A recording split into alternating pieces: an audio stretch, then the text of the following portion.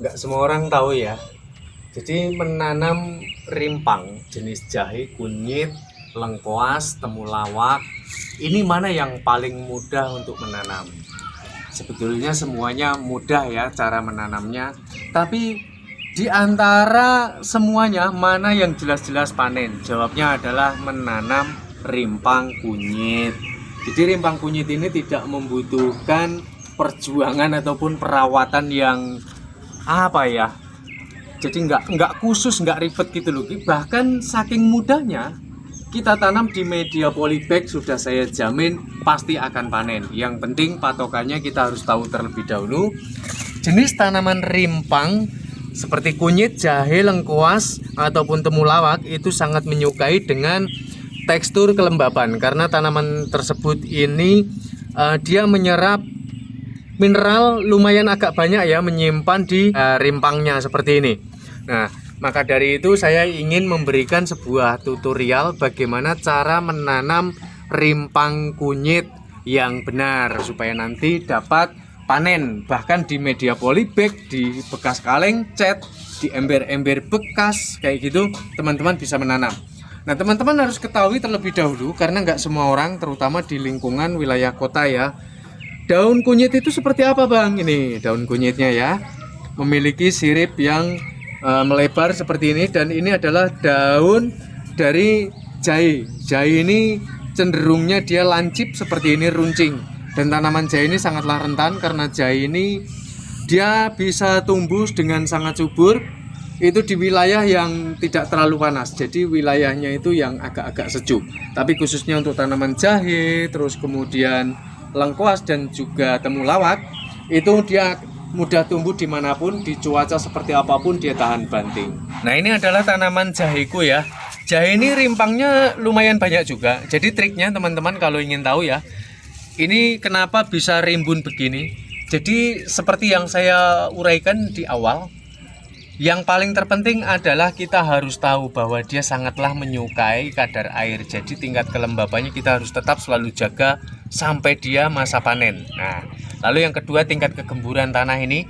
Ketika kita sudah dapati dia memadat tekstur tanahnya, maka kita harus melakukan penggemburan dan penimbunan kembali. Dengan catatan, jangan sampai merusak dari akar rimpang-rimpang kita. Dan kemudian untuk media tanam teman-teman, ini untuk rimpang jahe, kunyit, lengkuas ya, serai pun sama, terus temulawak ya. Kedalaman yang ideal kita mengelola tanah ini adalah dari 30 cm hingga 40 cm. Nah, karena kenapa? Nanti kalau dia sampai terbentur dengan tanah yang padat, otomatis dia akan sulit untuk berkembang. Nah teman-teman, bagaimana cara memunculkan tunas seperti ini?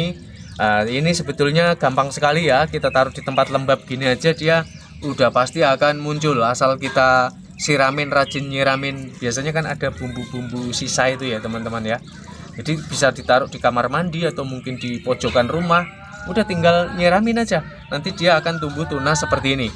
Nah, lalu penyiapan bibitnya teman-teman harus tahu juga supaya dia bisa tumbuh seperti ini. Apalagi ibu-ibu ya, ketika mempersiapkan bumbu dapur jangan memotong dari kedua belah sisi, maksud saya seperti ini. Jadi kalau motong itu dari sebelah sisi seperti ini saja, supaya apa, kalau nanti ada sisa bisa kita tanam seperti ini. Dia biasanya akan muncul di ujungnya kayak begini. Yang penting dia dalam keadaan lembab sudah pasti hidup. Nah, cara menanamnya mudah saja. Setelah kita menyiapkan lahan media tanam seperti ini dan dia sudah tumbuh seperti ini ya, jadi usahakan kalau di media tanam itu carilah bibit yang memang sudah keluar tunas seperti ini karena sudah jelas hidup. Nah, tekniknya adalah ini, untuk tunasnya kita julurkan menjulang ke atas seperti ini, dan kemudian bibitnya kita pendam sebagian saja 50%, dan yang paling penting adalah ujung bekas potongan ini haruslah kita timbun secara menyeluruh, dan kemudian di bagian sini nanti dia akan muncul akar-akarnya. Ini kita timbun sedikit saja seperti ini, teman-teman ya. Jangan ditimbun secara menyeluruh dulu karena dikhawatirkan nanti dia akan mengalami faktor pembusukan. Nah, ketika nanti kunyit maupun jahe dia sudah tumbuh seperti ini, barulah kita lakukan sistem penimbunan secara full merata seperti ini. Karena kenapa? Supaya nanti dari fotosintesis pengolahan makanannya dia dapat maksimal karena seluruh akarnya menyentuh dengan tanah. Karena makanan bagi jahe ataupun kunyit sendiri adalah mineral dan juga karbon dioksida yang diserap bersamaan pada saat klorofil daun ini sedang berfotosintesis. Jadi kita harus memperhatikan dari untuk media tanamnya ini harus benar-benar menimbun keseluruhan pada akarnya. Terus kemudian pemupukan. Jadi pemupukan ini supaya dia subur, tidak mengganggu ya. Karena pemupukan ini kalau kita memupuknya tidak dengan waktu yang tepat, ini justru terkadang bisa membuat tanaman ini hidupnya malah akan mempersulit. Karena rata-rata orang memupuk jenis seperti rimpang-rimpangan ini kebanyakan menggunakan apa sih? Sekam mungkin ya. Bisa menggunakan kotoran ternak, bekas bakaran sampah limbah rumah tangga. Nah, itu mengandung hawa panas ketika tanah ini terjadi penguapan. Jadi kalau tanaman ini belum beradaptasi dengan media tanam, dapat mengakibatkan tingkat kelayuan. Jadi usahakan dia sudah tumbuh seperti ini ya. Dia sudah mampu beradaptasi dengan lingkungannya, barulah dilakukan pemupukan. Biasanya saya melakukan pemupukan ini 2 bulan. Jadi sehabis masa tanam seperti ini, nanti sudah tumbuh usia 2 bulan, barulah kita berikan pemupukan secara rutin.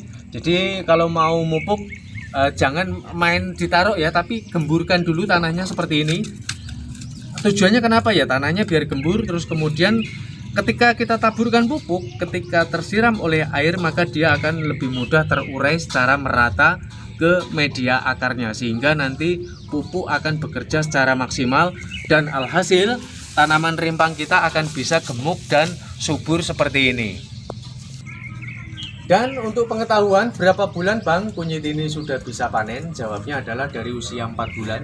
Kalau kesuburan tanah sudah memadai ya, 4 bulan itu kunyitnya rimpangnya masih agak kecil-kecil gitu, tapi sudah bisa dipanen, bisa dijadikan bumbu ya.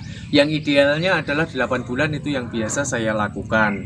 Nah, ciri-ciri kunyit sudah siap panen kalau memang tidak bisa mengontrol dari usia bulannya. Ciri-cirinya adalah seperti ini. Batangnya ini dia diawali dari daunnya akan menguning, lalu kemudian perlahan pelepah-pelepahnya ini akan menguning, dan kemudian batangnya ini akan berangsur mengering.